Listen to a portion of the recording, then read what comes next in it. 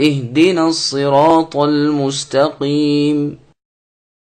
اے اللہ ہمیں سیدھی اور سچی راہ دکھائیے۔ سامعین اب اس آیت کی تفسیر سماعت کیجیے۔ اللہ سے مانگنے کا طریقہ۔ جمہور نے صراط پڑھا ہے، بعضوں نے سین سے صراط کہا ہے، اور زے کی بھی ایک قرات ہے۔ فرا کہتے ہیں بنی عذرا اور بنی کلب کی قرات ہی ہے۔ چونکہ پہلے ثنا و صفت بیان کی تو اب مناسب تھا کہ اپنی حاجت طلب کرے، جیسے کہ پہلے حدیث میں گزر چکا ہے کہ اس کا آدھا حصہ میرے لیے ہے اور آدھا میرے بندے کے لیے، اور میرے بندے کے لیے وہ ہے جو وہ طلب کرے۔ خیال کیجئے کہ اس میں کس قدر لطافت اور عمدگی ہے کہ پہلے پروردگار عالم کی تعریف و توصیف کی، پھر اپنی اور اپنے بھائیوں کی حاجت طلب کی۔ یہ وہ لطیف پیرایا ہے جو مقصود کو حاصل کرنے اور مراد کو پالینے کے لیے تیر بہدف ہے۔ اس کامل طریقے کو پسند فرما کر اللہ تبارک و تعالی نے اس کی ہدایت کی۔ کبھی سوال اس طرح ہوتا ہے کہ سائل اپنی حالت اور حاجت کو ظاہر کر دیتا ہے، جیسے موسیٰ علیہ السلام نے کہا تھا رب انی لما انزلت الی من خیر فقیر، یعنی اے میرے رب جو بھلائیاں آپ نے میری طرف نازل فرمائی ہیں میں ان کا محتاج ہوں۔ اور یونس علیہ السلام نے بھی اپنی دعا میں کہا لا الہ الا انت سبحانک انی کنت من الظالمین، کہ اے اللہ آپ کے سوا کوئی معبود برحق نہیں، آپ پاک ہیں، میں ظالموں میں سے ہوں۔ کبھی سوال اس طرح بھی ہوتا ہے کہ سائل صرف تعریف اور بزرگی بیان کر کے چپ ہو جاتا ہے، جیسے کہ شاعر کا قول ہے اذکر حاجتی ام قد کفانی حیاؤک ان شیمتک الحیاء اذا اثنى علیک المرء یوما کفاہ من تعرضه الثناء، کہ مجھے اپنی حاجت کے بیان کرنے کی کوئی ضرورت نہیں، آپ کی مہربانیوں بھری بخشش ہی اے اللہ مجھے کافی ہے۔ میں جانتا ہوں کہ داد و دہش آپ ہی کی پاک عادتوں میں داخل ہے، صرف آپ ہی کی پاکیزگی بیان کر دینا، آپ ہی کی حمد و ثنا کرنا ہی مجھے اپنی حاجت پوری کرنے کے لیے کافی ہے۔ ہدایت کے معنی یہاں پر ارشاد اور توفیق کے ہیں۔ کبھی تو ہدایت فی نفسی ہی متعدی ہوتی ہے، جیسے یہاں ہے تو معنی الہمنا، وفقنا، ارزقنا اور اعطینا، یعنی ہمیں اے اللہ ارشاد فرمائیے، ہمیں توفیق دیجیے، ہمیں رزق عطا کریں، ہم کو دیجیے۔ دوسری جگہ ہے وہدیناہ النجدین، یعنی ہم نے انسان کو دونوں راستے دکھائے، بھلائی اور برائی دونوں کے۔ اور کبھی ہدایت الہ کے ساتھ متعدی ہوتی ہے، جیسے فرمایا اجتباہ وہداہ الی صراط مستقیم، اور فرمایا فہدوہم الی صراط الجحیم۔ یہاں ہدایت ارشاد اور دلالت کے معنی میں ہے۔ اسی طرح فرمان ہے وَإِنَّكَ لَتَهْدِي، یعنی آپ اے نبی البتہ سیدھی راہ دکھاتے ہیں۔ اور کبھی ہدایت لام کے ساتھ متعدی ہوتی ہے، جیسے جنتیوں کا قول قرآن کریم میں ہے الحمدللہ الذی ہدانا لہذا، یعنی اللہ کا شکر ہے کہ اللہ نے ہمیں اس کی راہ دکھائی، یعنی توفیق دی اور ہدایت والا بنایا۔ صراط مستقیم سے کیا مراد ہے؟ امام ابو جعفر ابن جریر طبری فرماتے ہیں مراد اس سے واضح اور صاف راستہ ہے جو کہیں سے ٹیڑھا نہ ہو۔ عرب کی لغت میں اور شاعروں کے شعر میں یہ معنی صاف طور پر پائے جاتے ہیں، اور اس پر بے شمار شواہد یعنی گواہیاں موجود ہیں۔ صراط کا استعمال بطور استعارے کے قول اور فعل پر بھی آتا ہے، اور پھر اس کا وصف استقامت اور ٹیڑھے پن کے ساتھ آتا ہے۔ سلف اور خلف مفسرین سے اس کی بہت سی تفسیریں منقول ہیں، اور ان سب کا خلاصہ ایک ہے، اور وہ اللہ و رسول صلی اللہ علیہ وسلم کی پیروی اور تابعداری ہے۔ ابن عباس رضی اللہ عنہما کا قول ہے کہ جبریل علیہ السلام نے کہا کہ اے محمد صلی اللہ علیہ وسلم اہدنا الصراط المستقیم کہیے، یعنی ہمیں ہدایت والے راستے کا الہام کیجیے اور اس دین الہی کی سمجھ دیجیے جس میں کوئی کجی نہیں، یعنی ٹیڑھ نہیں۔ رسول اللہ سے یہ قول بھی مروی ہے کہ اس سے مراد اسلام ہے۔ ابن عباس، ابن مسعود اور بہت سے صحابہ رضی اللہ عنہم سے بھی یہی تفسیر منقول ہے۔ جابر رضی اللہ عنہ فرماتے ہیں صراط مستقیم سے مراد اسلام ہے، جو ہر اس چیز سے جو آسمان اور زمین کے درمیان ہے زیادہ وسعت والا ہے۔ ابن حنفیہ رحمۃ اللہ علیہ فرماتے ہیں اس سے مراد اللہ تعالیٰ کا وہ دین ہے جس کے سوا کوئی اور دین مقبول نہیں۔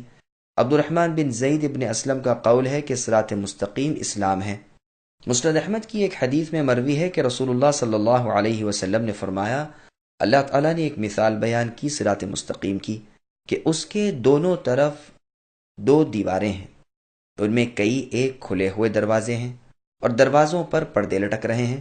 صراط مستقیم کے دروازے پر ایک پکارنے والا مقرر ہے جو کہتا ہے کہ اے لوگو، تم سب کے سب اسی سیدھی راہ پر چلے جاؤ، ٹیڑھی ترچھی ادھر ادھر کی راہوں پر نہ جاؤ۔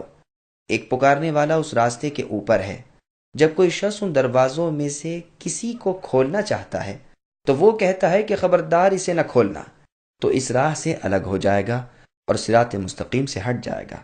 پس صراط مستقیم تو اسلام ہے اور دیواریں اللہ کی حدیں ہیں، اور کھلے ہوئے دروازے اللہ تعالیٰ کی حرام کردہ چیزیں ہیں، اور دروازے پر پکارنے والا قرآن کریم ہے، اور راستے کے اوپر سے پکارنے والا وہ کھٹکا ہے جو ہر ایماندار کے دل میں اللہ تعالیٰ کی طرف سے بطور واعظ کے ہوتا ہے۔ یہ حدیث ابن ابی حاتم، ابن جریر، ترمذی اور نسائی میں بھی ہے، اور اس کی اسناد حسن صحیح ہے، واللہ اعلم۔ مجاہد رحمۃ اللہ علیہ فرماتے ہیں اس سے مراد حق ہے۔ ان کا یہ قول سب سے زیادہ مقبول ہے اور ان سب اقوال میں کوئی مخالفت نہیں۔ ابو العالیہ رحمۃ اللہ علیہ فرماتے ہیں اس سے مراد نبی صلی اللہ علیہ وسلم اور آپ کے بعد آپ کے دونوں خلفاء ہیں، یعنی ابو بکر و عمر رضی اللہ عنہما۔ ابو العالیہ رحمۃ اللہ علیہ اس قول کی تصدیق اور تحسین کرتے ہیں۔ دراصل یہ سب اقوال صحیح ہیں اور ایک دوسرے کی تصدیق کرتے ہیں۔ نبی صلی اللہ علیہ وسلم اور آپ کے دونوں خلفاء صدیق و فاروق رضی اللہ عنہما کا تابع دار حق کا تابع ہے، اور حق کا تابع اور اسلام کا تابع قرآن کا مطیع ہے، اور قرآن اللہ کی کتاب، اللہ کی طرف کی مضبوط رسی اور اللہ کی سیدھی راہ ہے۔ پھر صراط مستقیم کی تفسیر میں یہ تمام اقوال صحیح ہیں اور ایک دوسرے کی تصدیق کرتے ہیں، فالحمدللہ۔ عبداللہ رضی اللہ عنہ فرماتے ہیں صراط مستقیم وہ ہے جس پر ہمیں رسول اللہ نے چھوڑا۔ امام ابو جعفر ابن جریر طبری رحمۃ اللہ علیہ کا فیصلہ ہے کہ میرے نزدیک اس آیت کی سب سے بہترین تفسیر یہ ہے کہ انہوں نے کہا کہ ہم توفیق دیے جائیں اس چیز کی جو باری تعالیٰ کی مرضی کی چیز ہو اور جس پر چلنے کی وجہ سے رب تعالیٰ اپنے بندوں سے راضی ہوئے ہوں اور ان پر انعام کیا ہو۔ صراط مستقیم یہی ہے، اس لیے کہ جو شخص اس چیز کی توفیق دیا گیا جس کی توفیق اللہ کے نیک بندوں کو تھی، جن پر اللہ تعالیٰ کا انعام ہوا تھا، اور جو نبی اور صدیق اور شہید اور صالح لوگ تھے، وہ اسلام کی اور رسولوں کی تصدیق کی اور کتاب اللہ کو مضبوط تھام رکھنے کی اور اللہ تعالیٰ کے احکام کو بجا لانے کی اور اللہ کے منع کیے ہوئے کاموں سے رک جانے کی، اور نبی کریم صلی اللہ علیہ وسلم اور آپ کے چاروں خلیفاؤں یعنی ابو بکر، عمر، عثمان و علی رضی اللہ عنہم اور تمام نیک بندوں کی راہ کی توفیق دیا گیا، تو یہی صراط مستقیم ہے۔ اگر یہ کہا جائے کہ مومن کو تو اللہ تعالیٰ کی طرف سے ہدایت حاصل ہو چکی ہے، پھر نماز اور غیر نماز میں حاجت مانگنے کی کیا ضرورت؟ تو اس کا جواب یہ ہے کہ مراد اس سے ہدایت پر ثابت قدمی، رسوخ، بینائی اور ہمیشہ کے لیے طلب ہے، اس لیے کہ بندہ ہر ساعت اور ہر حالت میں اللہ تبارک و تعالیٰ کا محتاج ہے۔ وہ خود اپنی جان کے نفع نقصان کا مالک نہیں، بلکہ دن رات اپنے اللہ تعالیٰ کی طرف محتاج ہے۔ اس لیے اللہ نے اسے سکھایا کہ ہر وقت وہ اللہ تعالیٰ سے ہدایت طلب کرتا رہے اور ثابت قدمی اور توفیق چاہتا رہے۔ اچھا اور نیک بخت انسان وہ ہے جسے اللہ تعالیٰ اپنے دربار کا بھکاری بنا لے۔ وہ اللہ تعالیٰ ہر پکارنے والے کی پکار کے قبول کرنے کے کفیل خود ہیں، بالخصوص بے قرار محتاج اور اللہ کی طرف اپنی حاجت دن رات پیش کرنے والے کی ہر پکار کو قبول کرنے کے وہ ضامن ہیں۔ اور جگہ قرآن کریم میں ہے یا ایھا الذین آمنوا آمنوا باللہ الی آخر الآیہ، یعنی اے ایمان والو، اللہ پر، اللہ کے رسولوں پر، اللہ کی اس کتاب پر جو اللہ نے اپنے رسول محمد صلی اللہ علیہ وسلم کی طرف نازل فرمائی، اور جو کتابیں اس سے پہلے نازل ہوئی ہیں سب پر ایمان لاؤ۔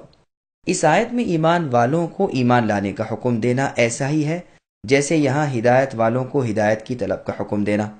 مراد دونوں جگہ ثابت قدمی اور استمرار یعنی لگاتار ہے، اور ایسے اعمال پر ہمیشگی کرنا جو اس مقصد کے حاصل کرنے میں مدد پہنچائیں۔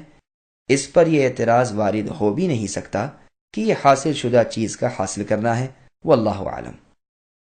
اور دیکھیے اللہ رب العزت نے اپنے ایماندار بندوں کو حکم دیا ہے کہ وہ کہیں ربنا لا تزغ قلوبنا بعد اذ هديتنا وهب لنا من لدنك رحمة انك انت الوهاب، یعنی اے ہمارے رب، ہمارے دلوں کو ہدایت کے بعد ٹیڑھا نہ کیجیے اور ہمیں اپنے پاس کی رحمت عطا فرمائیے، آپ بہت بڑے دینے والے اور عطا فرمانے والے ہیں۔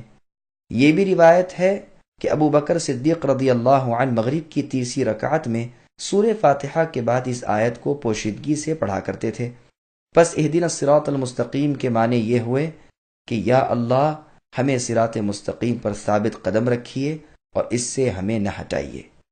ابو بکر صدیق رضی اللہ عنہ کا یہ اثر امام مالک نے اپنی موطا میں بسند صحیح ذکر کیا ہے۔